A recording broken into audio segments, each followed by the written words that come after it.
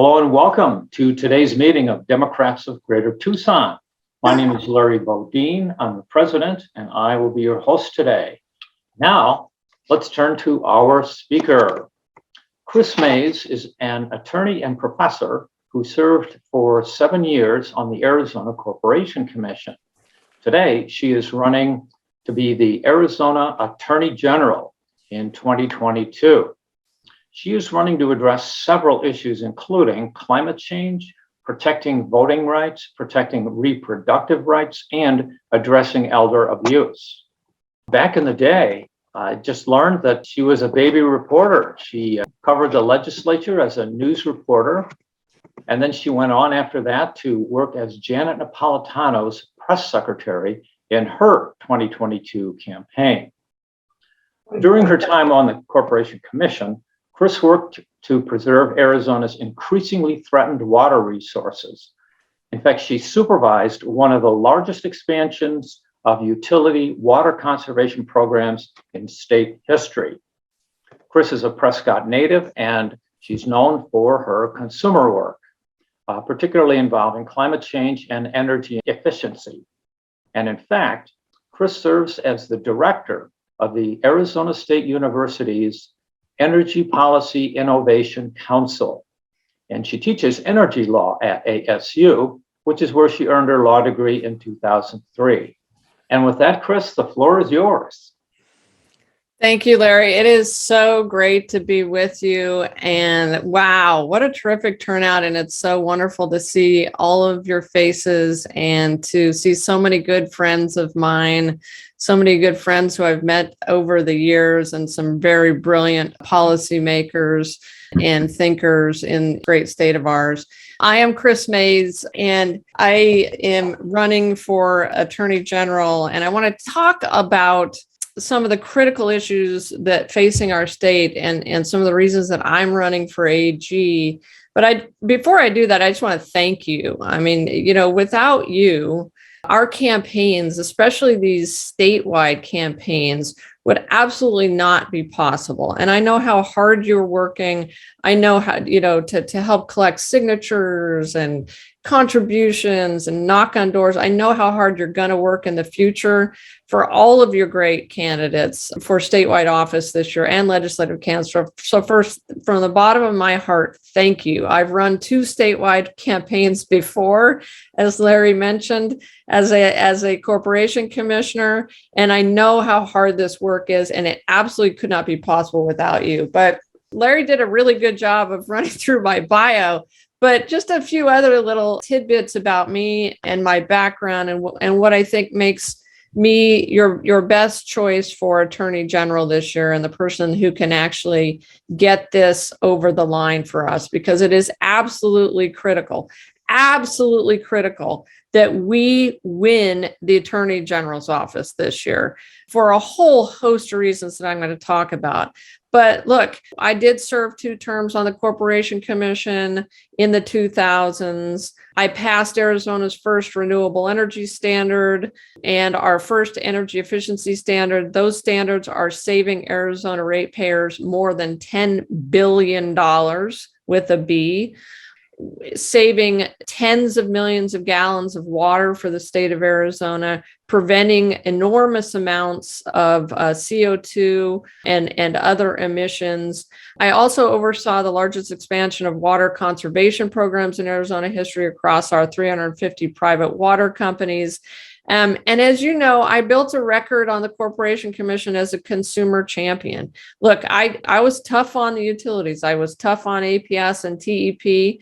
When APS wanted to pass on the cost of their luxury sports boxes and their advertising to you, I said no. I said, hell no, you're not going to do that. You're a monopoly utility. There's no reason in the world that you should be passing on the costs associated with luxury sports boxes. And so we held the line against the utilities when it was necessary. And so I think I proved during my time on the commission that I am tough enough to stand up to multi-billion-dollar corporations. and I'm tough enough to get big things done in statewide office. And we absolutely have to have that in your next attorney general. I don't know if we have ever faced a year when it has been more important to elect a Democrat AG. We absolutely know that democracy is hanging in the balance in the state of Arizona. And it's not just hanging in the balance in Arizona, it's hanging in the balance in America. Because what happens here, not just in 2022, but especially in 2024, is going to tell the tale, for our next presidential election.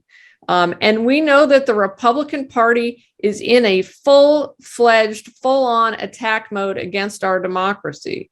And does anybody on this call think for 1 minute that these Republicans who engaged in this fraud aren't going to be coming back at it in 2024 during our next presidential election? I think we all agree, and I promise you they'll be back again.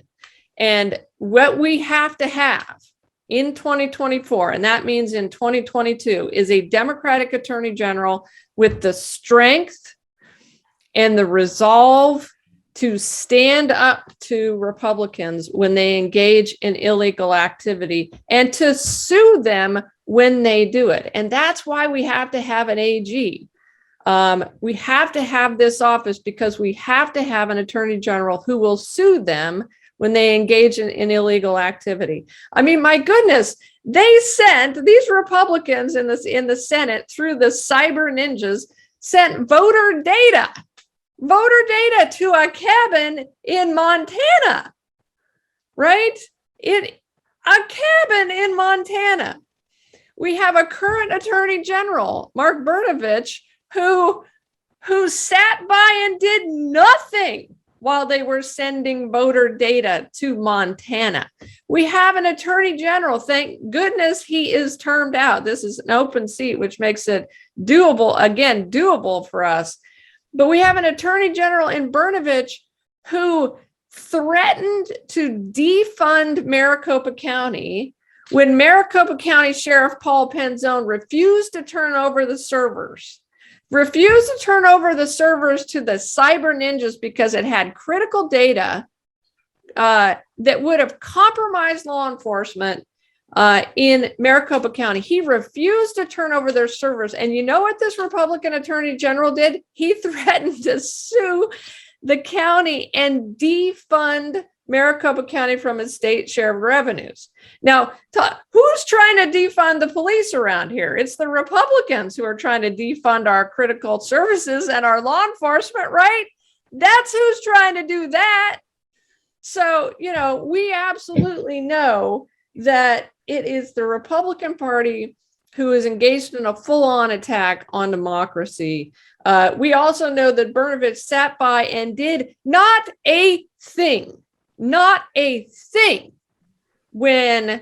it was discovered that Donald Trump was calling Maricopa County supervisors after the election. Who knows why, but we can guess why. And when Rudy Giuliani was calling Maricopa County supervisors to try to get them to engage in subversion of our election. Who did nothing? It was Mark Brnovich who did nothing. And when you take a look at the 5 Republicans who are running for attorney general this year, the only conclusion you can come to is they will do nothing also, and maybe even worse.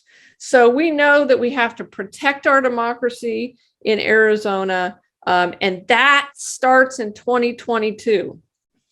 The other thing we know we have to do is protect reproductive rights.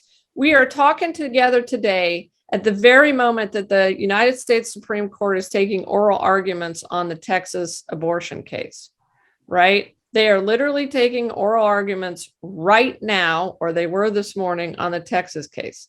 So that case hangs in the balance. We know that Kathy Herod and her extremist, and Herschella had to deal with Kathy Herod. Kathy Herod and her extremist minions in the Arizona State Legislature have already made clear that they are going to bring that Texas lawsuit to the legislative session this year. And so we have got to have a Democratic Attorney General, and I am that AG who will not only fight that legislation and go down to the legislature and join with you in fighting that legislation, but also to fight it when it makes its way to the United States Supreme Court.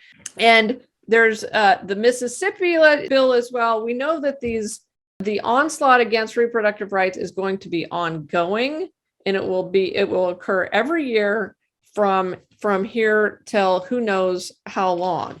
So we absolutely have to win this office for that reason. And as Larry mentioned, I also want to be the first Attorney General in Arizona history to make fighting climate change a top priority. And no Attorney General has ever done that. And certainly none of the Republican Attorney Generals have taken environmental protection and fighting climate change seriously. And so from day one, I will appoint a lead attorney within the environmental division to help me tackle climate change across the board, including water conservation and water scarcity. We are in an epic drought. Our water supplies have never been more threatened. We see that obviously in Pima County. We see it in Pinal County. We see it in my hometown of Prescott. We see it all across the state. And the Republicans have done nothing on this. It is an absolute outrage. Look at Lake Mead. Can anybody look at the bathtub rings surrounding Lake Mead and the fact that even our supplies of hydroelectricity are now under threat because Hoover Dam is so low?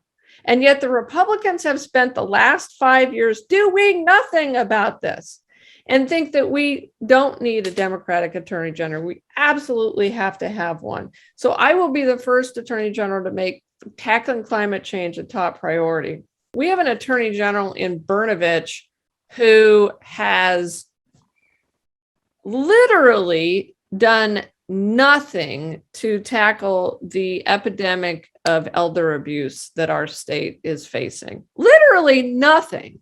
I am told by plaintiffs' attorneys who practice in this area that they have sent hundreds of complaints to the Attorney General's office on elder abuse.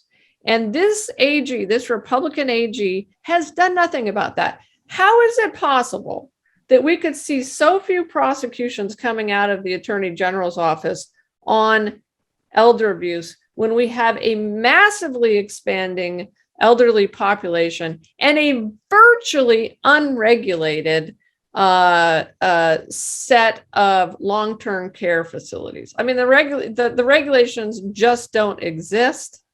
And it is the wild, wild west when it comes to long-term care facilities. And so terrible things are happening, and there are no prosecutions coming out of the AG's office. I would say the same for child abuse. And Amelia is also a great voice on this issue. But, you know, this Attorney General is not doing what he needs to do to make sure that serious cases of child abuse and child neglect are referred for prosecution in every county where they happen. And I will be an Attorney General who will focus on child abuse and who will try to make sure that those cases are prosecuted. Finally, Amelia spoke to this brilliantly, but, you know, criminal justice reform has to happen in the state of Arizona. And I would certainly start with bail reform and do everything I could in advocating for what she laid out. I think it's only common sense. It makes sense. And I think we need it to happen. We also need to have an independent state review board that would be appointed by the Attorney General for all officer involved cases of deadly force. I think that's important. And that is something that I would establish as Attorney General. And we need statewide disclosure of law enforcement officer misconduct, which is something that the next Attorney General can work on as well, and is deeply and desperately needed in the state of Arizona. Let me just end by saying this, and then I want to take some questions as well here as we close, because I really want to hear what you all are thinking of. We know that the candidates that the Republican Party is putting up for Attorney General are a total and complete disaster. When you hear them talk, it is clear that the Republicans running for Attorney General want to be Donald Trump's lawyer. They want to serve a guy who lives in a place called Mar-a-Lago.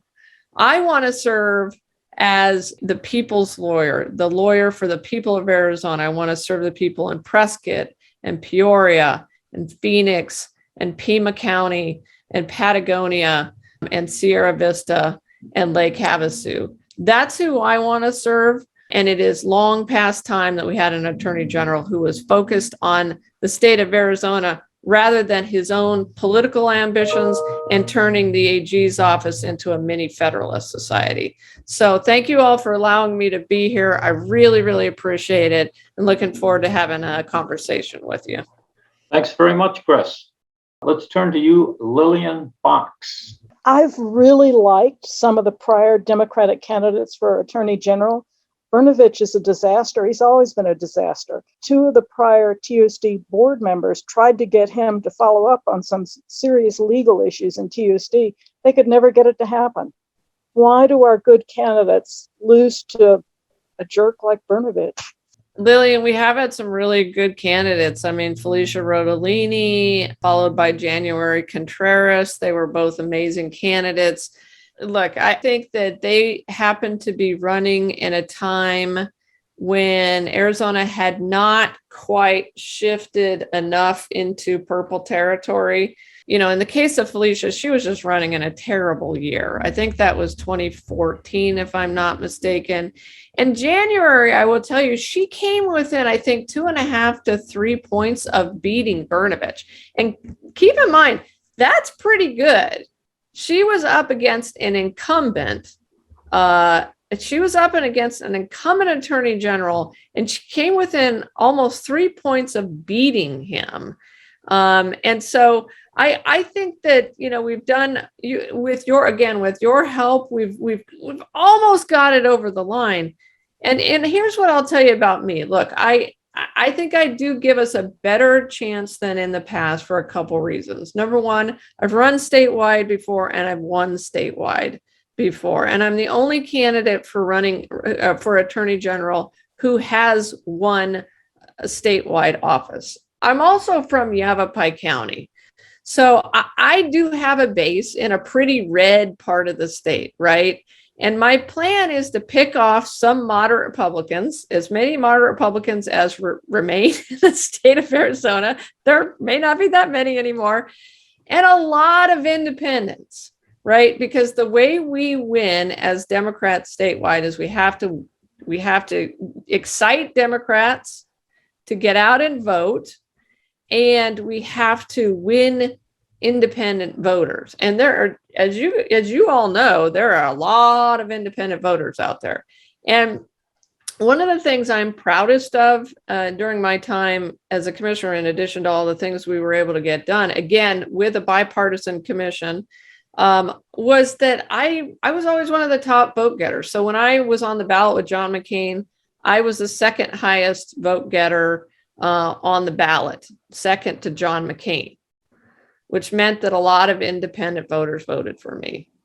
So that's the theory of the case. And then I just think we have a lot of fed up Arizonans who are fed up with this legislature and the insanity that's going on. You couldn't have said that better.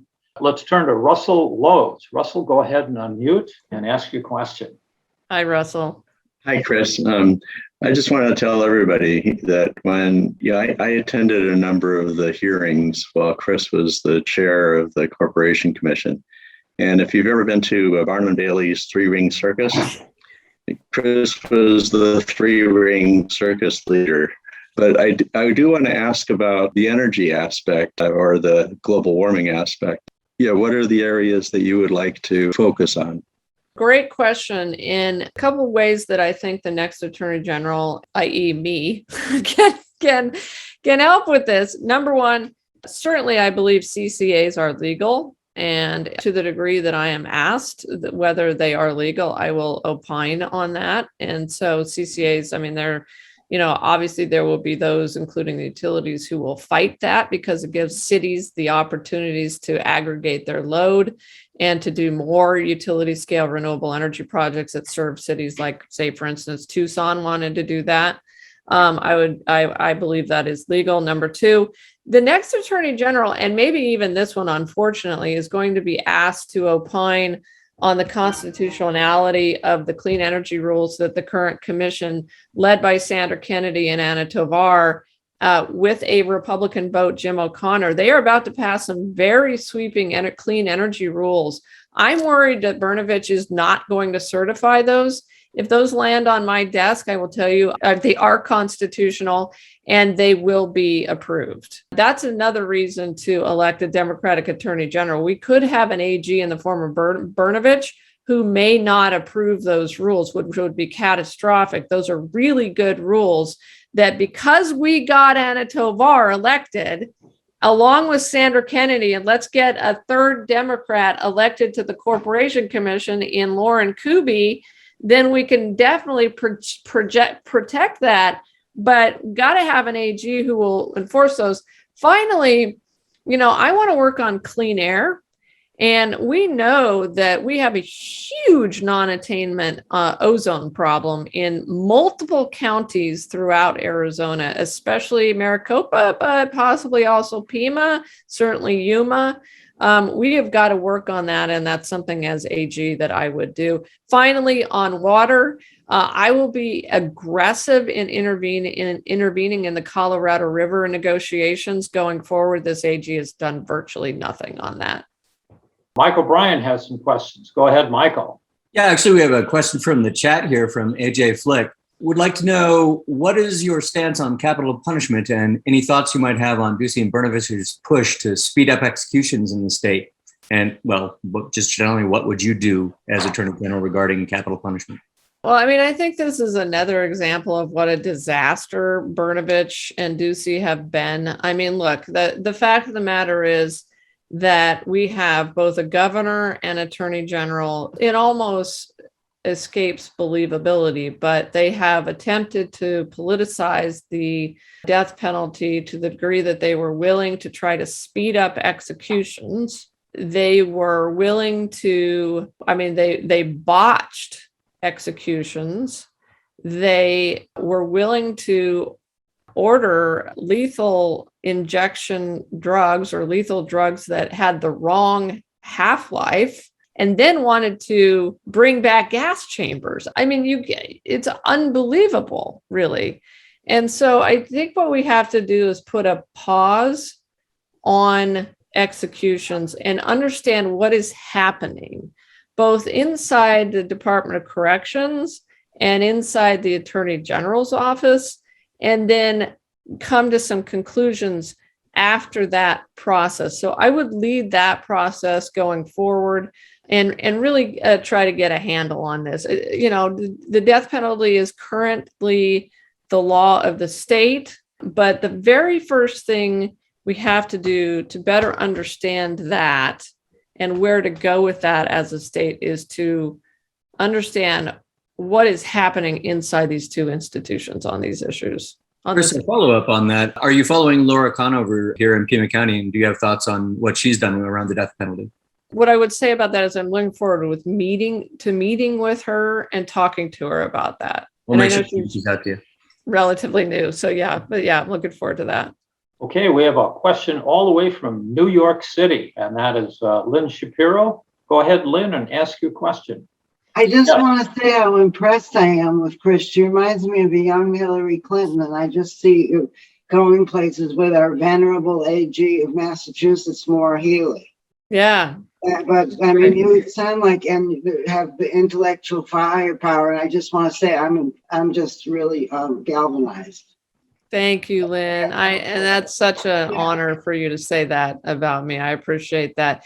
Let me just say a couple other personal bio tidbits. Believe it or not, I would be the first mom ever elected to Attorney General in the state of Arizona. Can't believe it's taken this long for that to happen.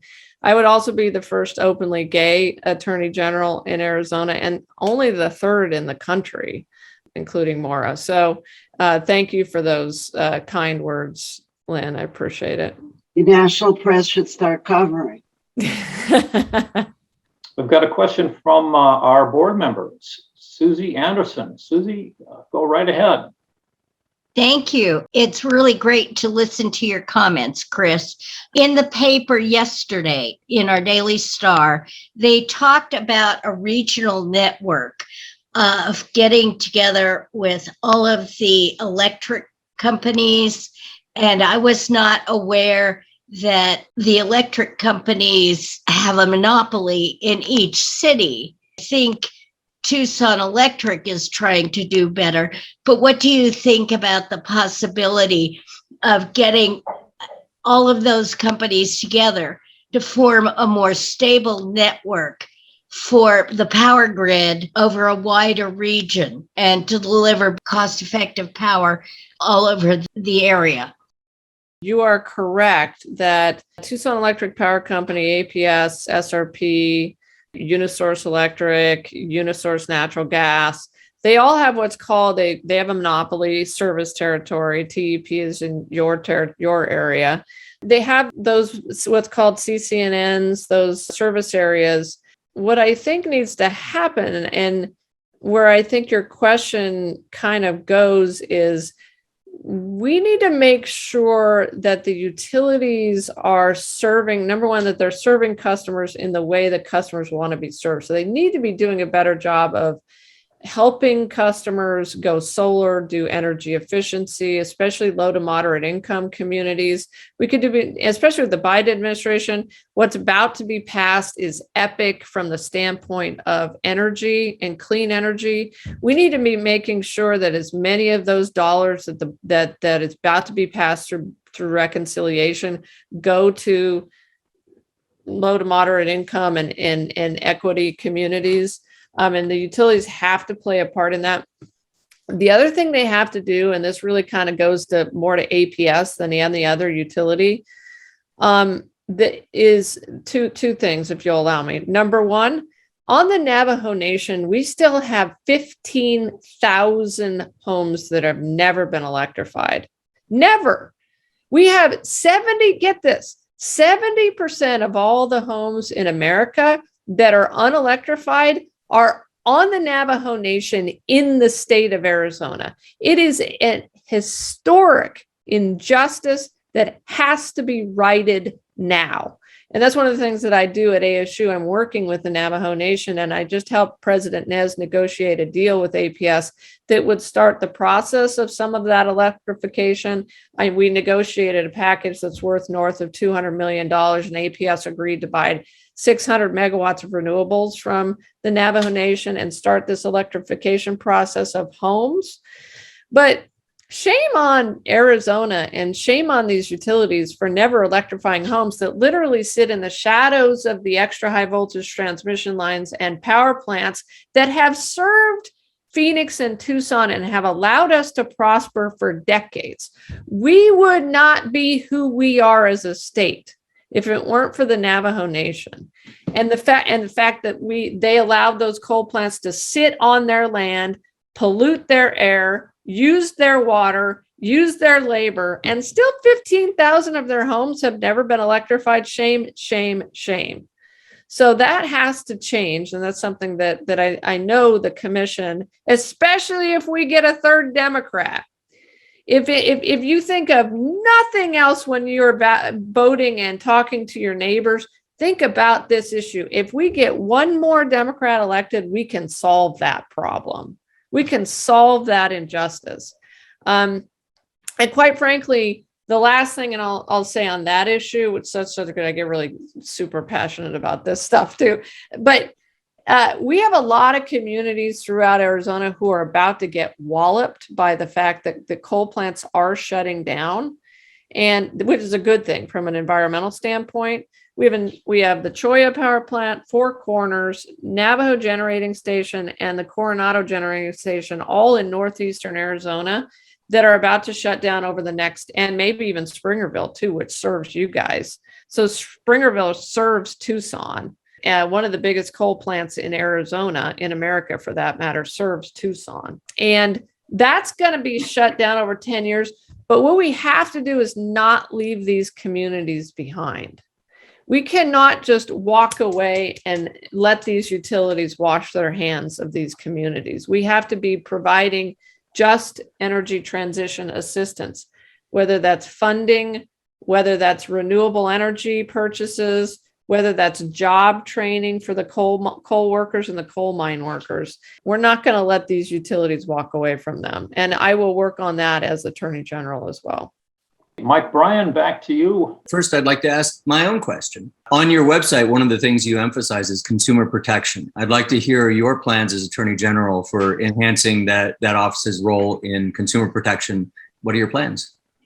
This is another area where Mark Brnovich has just completely fallen down on the job. This is a huge part of the Attorney General's office. And you know who really did this well?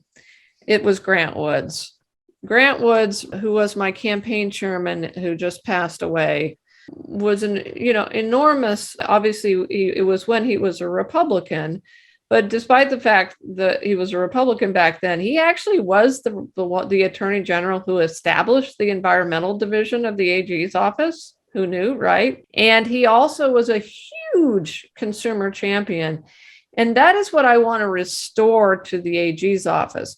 We don't have anyone going after things like attempts to target senior citizens with robocalls, with security scams. That's something that really has fallen off the boards, and it's something that I will start again inside the AG's office. I will also make a concerted effort to work better with the Arizona Corporation Commission on securities fraud, which is often targeted at senior citizens.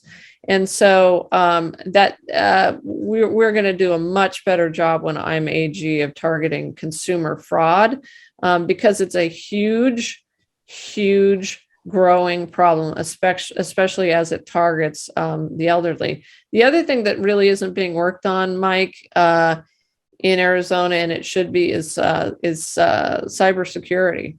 So we have growing threats of cybersecurity attacks on businesses and institutions of faith, schools, school districts. And that's something that the next AG has to take notice of and work on. Last thing I want to say, it's not to your question. Again, this Attorney General, look, we have a fentanyl crisis in the state of Arizona that is increasingly impacting families. And these Republicans, this Republican governor and this Republican Attorney General have had 8 years to do something about it, and they have not made a dent in it. And it's something that as AG I will focus on. I do have a question from the chat for you. Lucy Messing, a little inside baseball. She wants to know who your campaign manager is, your treasurer, anybody else on your staff you'd like to shout out, and what some of your endorsements are. Oh, thanks, Lucy. So my finance director is on this call. That is Savannah Drake. She's fabulous. And she would absolutely be very upset with me if I didn't ask you to sign my petition, if you could, on eQual, and go to chrismays.com if you'd like to make a contribution. My campaign team is kind of the same campaign team that Mark Kelly has. DJ Quinlan and Rod McLeod, they're a terrific team. And then endorsements, I'm really fortunate to have more than 30 endorsements from across the state, including city council members, supervisors, and a lot of legislators, and also statewide elected officials, including Sandra Kennedy Anna Tovar, and Arizona List has endorsed me as well, and an organization called Fund Her, which is a national organization. I've got a question for you, Kris, and that concerns gun safety, an issue I've been concerned with for quite a while. We just learned in the local paper here that homicides in Tucson are at an all-time high, and this coincides exactly with the widespread purchase and sale of firearms all across the country. And here in Arizona, we basically have no gun laws. So, I mean, the law is basically you can carry an M15 in public and walk into a restaurant. And I wanted to know what you could do as Attorney General to correct the situation where background checks are prohibited by state statutes. And there's no way to regulate a gun show. And they bring in all these unlicensed dealers. Is there anything the Attorney General can do about that? Great question, Larry, and I agree with you about all of that. And this comes from a girl who was raised in Yavapai County. When I was a kid, I attended the NRA gun safety course, so I come out of that culture. But I totally agree with you, and so did Gabby Giffords. I think when you look at her upbringing, it's really similar to my upbringing. She's somebody that I was really fortunate to work closely with on solar energy issues when she was in Congress. No, I think it's crazy that we don't have greater regulation on automatic, semi-automatic weapons. I believe in that. I think the gun show loophole should be closed and there should be greater regulation in that regard. Look, the vast majority of Arizonans and Americans agree with us on this. I mean, let's face it, they do. And every mom is still worried about this issue. When I was about 2 years ago, I was at my daughter's school and we had an active shooter drill while I was on campus. While I was on campus, we were herded into her gymnasium, and I sat there with, 100 scared kids while we had an active shooter drill. It was real. So I think so what can we do? Look, I mean, when I'm asked, so one of the things that the Attorney General is often asked to do is issue legal opinions on ordinances, on municipal efforts to regulate lots of different things. And so that is, without prejudging anything, that is something that I could potentially do. Number two, I can advocate with you at the legislature. We have had previous attorney generals like Janet Napolitano, like Grant Woods, like Terry Goddard, who advocated on issues before the legislature. And especially Terry and Janet I believe advocated on gun safety issues. And so those are some of the things that I think I can do as AG. It's early days though. I would say, Larry, that's something that we need to think thoroughly about. And I would really welcome the opportunity to sit down with you and others who have really been thinking this through over the years. All right, Lillian Fox, go ahead and ask your question. What I was going to ask about, it seems to me one of the problems today is people don't watch the traditional TV channels. They don't read the newspaper. And so a lot of the sources of information about candidates in the past are not being seen by some of the people you need to appeal to. So what's your strategy to reach some of these people who are kind of out there not looking at traditional news sources? Yeah, that's a great question too. And I think you've got to reach them where they are and not be afraid to go where they are. So, if that means doing rural radio, if that means even conservative rural radio, and talking to people, I think that's important. One of the things that I find in rural Arizona, especially Lillian, is people are pretty pragmatic. And there are a lot of moderate Republicans and conservative Democrats who are a lot like us, and they're kind of pragmatic and they want to vote for rational government, and they're embarrassed by what's gone on in the state of Arizona in the last 5 years. And I guess, and I don't know for sure, but I think that's one of the reasons that I got elected twice. Russell talked about, the way I comported myself on the Corporation Commission. I believed in getting out of the Corporation Commission and going across the state of Arizona and meeting with people. Think that there's a digital component to this and talking to people through digital means. But at the end of the day, to do that, you got to raise money. And, that is something that I have taken on myself and am going to work really hard at over the next year. We have to have the resources to talk to people where they are and to do the kind of advertising that we need to do. Part of the problem that we face as a state is that we just are not, it goes back to, we are not where we were when I was a newspaper reporter, where everybody read the Republic and everybody read the Daily Star and everybody read the Daily Sun in Flagstaff and everybody watched a couple of television stations. Now we're tribalizing our what we view on TV and not listening to each other. And that's a huge problem. But at the end of the day, we have to win. I will say we just have to win, because right now the Republican Party has lost its way. It's lost its collective mind. There is no way around it. They have to hit rock bottom, which means they have to lose every single one of these statewide races. And we have to make them lose. Right.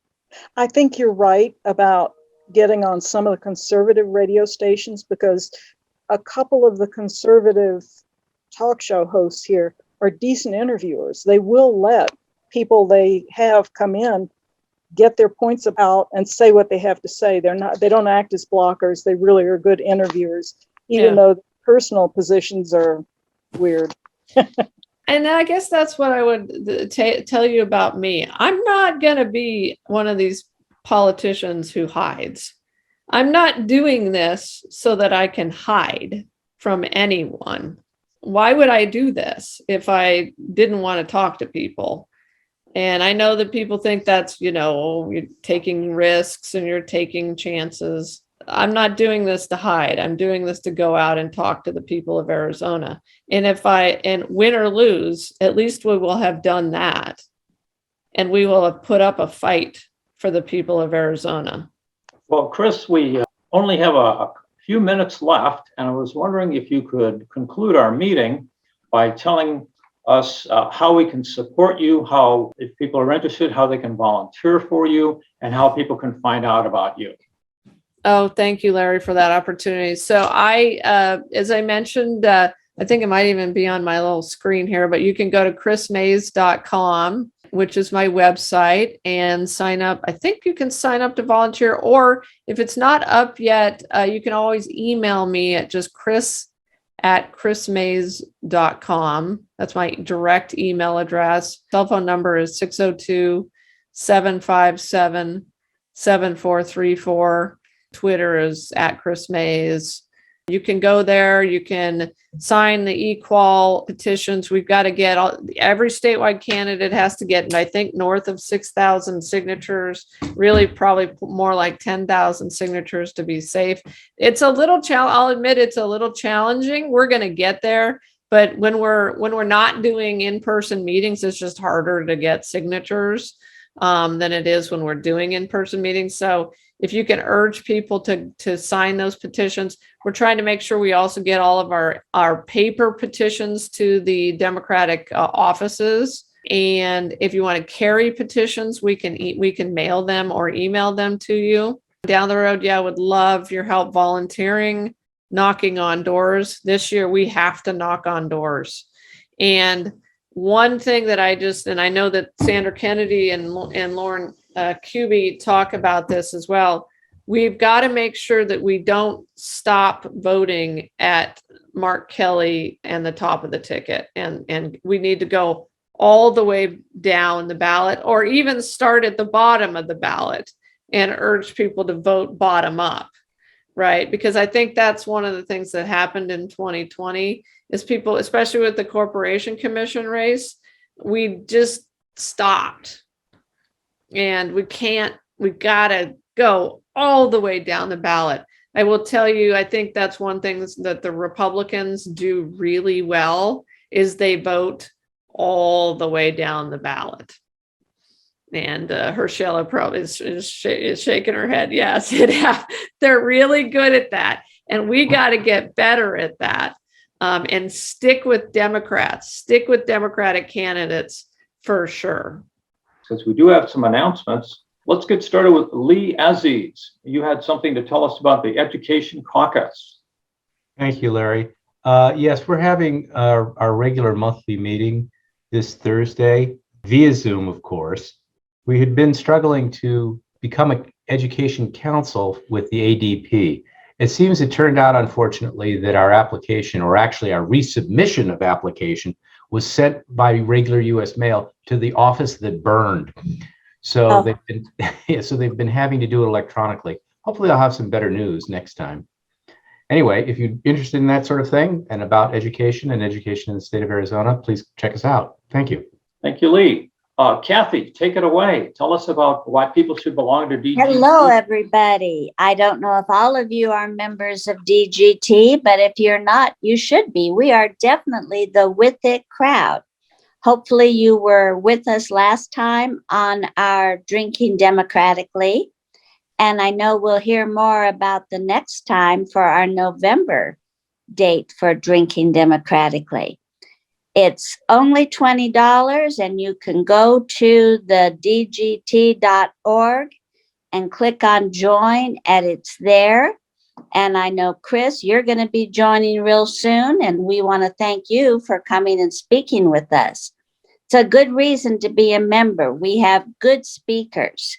Now, I think Larry has already mentioned it was before he called the meeting to order, but he mentioned how we are going to be having our elections coming up.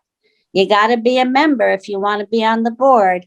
So if you want to be on the board, you got to join up. So those are good reasons to join the Democrats of Greater Tucson. Thanks a lot to all of you for being here. And Larry, back to you. Okay, let's hear from Sandy Binion, who is our wireless program director. Tell us what we have coming up. Okay, well, thank you, Kris, for accepting our invitation to speak today. Monday, we have Kathy Hoffman, who is the present superintendent. She's running again to be reelected, and she's going to speak to us next week. Following that, we have Christopher Mathis, who is putting himself forward to take Randy Freese's position as a state rep in LD9 for this coming year. And following that, we have Sandra Kennedy, who is presently and running again for the Corporation Commission. So those are the next three after this. All right, looking forward to all of those. Let's turn to Lucy Messing. You have an announcement. Go ahead. I just want to remind folks about Arizona List. They're beginning to be very active again, recruiting candidates and having forum and having things with our candidates presenting, etc. So if you aren't a member, you can still participate in their events. But if you go to, and I'll put it in the chat, arizonalist.org, you can see all the things that are happening, and we would just love to have you join us. Thank you. Thank you very much. Let me turn now to Christina Early, the board secretary. Tell us about the happy hour that's coming up. Hi, everybody. Happy Monday to you. We just had our Drinking Democratically happy hour at Brother John's last Wednesday. We had a great time, as everybody said. It was well attended. We are going to have our next Drinking Democratically happy hour at Brother John's again on November the 17th. That's a week earlier because of the holidays. Mark that on your calendar. I put the link in the chat so you can go ahead and register. And I'm hoping everybody will come. It's a great time. It's a great way to connect with other Democrats in person. We do ask that everybody that does attend to please be vaccinated. So thanks again. Thanks to our speaker for being here today, and have a good rest of the day. Thank you so much, Christina. Amelia Kramer has an announcement about bail reform. Amelia, go right ahead. Thanks, Larry. Nice to see everybody. I'm a longtime member of DGT, and I'm also a member of the executive committee of the Tucson branch of the NAACP, which is our nation's oldest civil rights organization. And our primary legislative agenda item this year is going to be bail reform, taking money bail out of the system. It's a problem on two ends of the spectrum.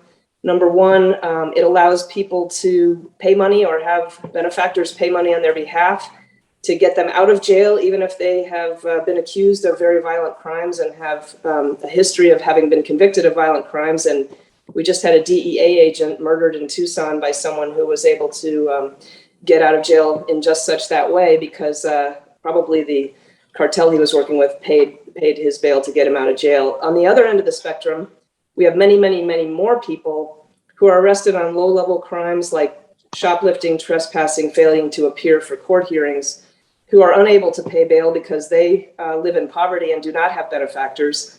And even $250 cash bail is insurmountable for them. And a couple of years ago, I was witness to a case in which a woman spent 45 days in jail prior to conviction following her arrest. She was mentally ill, homeless, could not pay $250 bail. The crime for which she had been arrested was failing to appear 2 years earlier for stealing a candy bar from a Circle K. So our system is exactly backwards, and the reason is because we have money in the equation. We need to be able to protect public safety by having people who pose a public safety risk be able to be kept in jail while they wait for their trials. And the vast majority of people who do not pose a public safety risk, but who may be accused of a crime, should be able to be released. So hope many of you Democrats will join us. We've been talking with legislative sponsors. We anticipate there will be a bill along the lines of what we've drafted, introduced in the legislature this coming session, and we hope it will be a bipartisan bill. All right, Kris Mayes, thank you so much for coming to today's meeting of Democrats of Greater Tucson. Wish you all the best in your campaign. And I want to thank everybody for attending today. And with that, I'm going to close the meeting. Thank you, Kris, and everybody. Thanks, everybody. Great questions. Thank you so much.